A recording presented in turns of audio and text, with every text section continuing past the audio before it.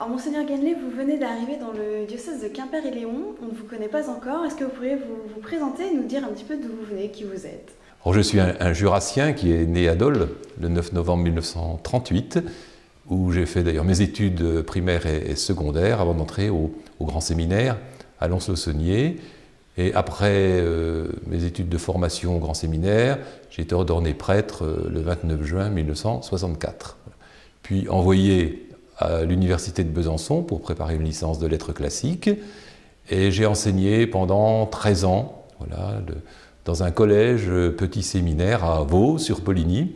Bon, après, j'ai exercé des responsabilités au niveau du diocèse de Saint-Claude, responsable de la catéchèse, du catéchuménat, du dialogue écuménique, du dialogue croyance-foi, des focolaries, service diocésain d'évocation, etc. Et puis, je me suis trouvé membre de l'équipe du service national du catéchuménat, voilà, de 79, et j'ai été directeur de ce service pendant 3 ans, de 1985 à 1988. Et puis, j'ai été aussi envoyé au grand séminaire de Dijon, de 1988 à 1993, comme membre de l'équipe animatrice et puis enseignant la théologie dogmatique fondamentale aux séminaristes de 2e année. J'ai été nommé exorciste aussi pendant 2 ans, de 93 à 95, dans le diocèse de Saint-Claude, et également responsable du service diocésain d'évocation. Puis, en 95, je suis envoyé dans le diocèse de Troyes comme curé de paroisse à Romilly-sur-Seine, et j'y suis resté jusqu'en 2000, mais entre-temps, fin 99, le 16 décembre, le pape Jean-Paul II m'a nommé évêque de Langres. J'ai été ordonné à la cathédrale de Langres le 5 mars 2000 et j'ai été évêque de ce diocèse pendant 14 ans. Alors, vous arrivez dans le diocèse de Quimper en tant qu'administrateur apostolique. Alors, concrètement, qu'est-ce que ça signifie en fait? Quelle est votre mission en tant qu'administrateur apostolique? C'est-à-dire que pendant que Monseigneur Levers se repose, et il a raison, parce qu'il en a besoin, eh bien, j'assure la responsabilité épiscopale en tant que successeur des apôtres émérites de ce diocèse, c'est-à-dire que je vais veiller à ce que la mission des catholiques de ce diocèse se poursuive.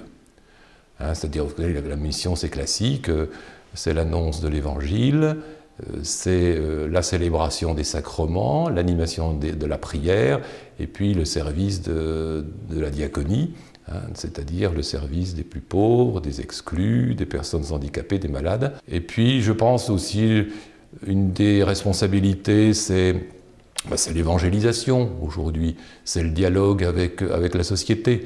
Donc ça, je vais veiller à ce que tout cela se poursuive dans de bonnes conditions, parce que j'ai envie de dire que les habitants du Finistère ne m'ont pas attendu, enfin les catholiques du Finistère ne m'ont pas attendu pour assurer leur mission. Ils vont continuer, ils ont besoin d'un pasteur sur l'ensemble du diocèse pour les encourager à poursuivre cette mission.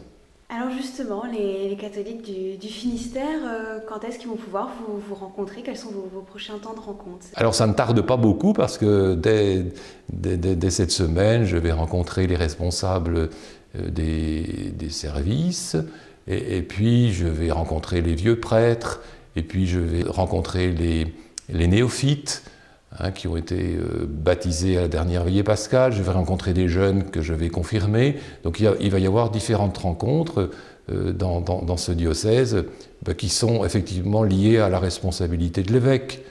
Donc je vais essayer de me rendre proche de toutes ces personnes et de les rencontrer avec beaucoup de joie et de fraternité. Donc vous diriez que la joie et la fraternité, c'est l'état d'esprit dans lequel vous entrez dans le diocèse, en fait, que vous ne connaissez pas encore? Tout à fait, tout à fait. Je me mets au service de ce diocèse et je donnerai le maximum de moi-même pour que ce diocèse continue de vivre. Donc je le ferai justement avec joie, avec sérénité, puis avec confiance.